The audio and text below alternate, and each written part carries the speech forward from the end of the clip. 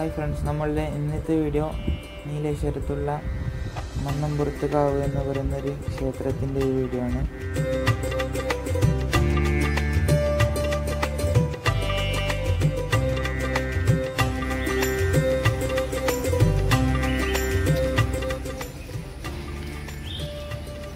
Nileshwaram bus സ്റ്റാൻഡിന് തൊട്ടടുത്തായിട്ടാണ് കാവ് സ്ഥിതി ചെയ്യുന്നത്.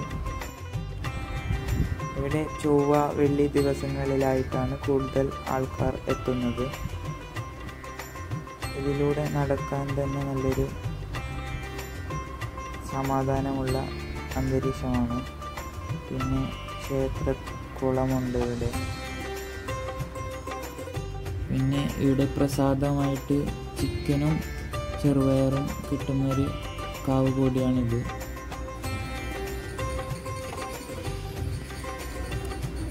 ഉച്ചയ്ക്കുള്ള പൂജയ്ക്ക് ശേഷം അവിടെ ടോക്കൺ ലഭിക്കുന്നതാണ്.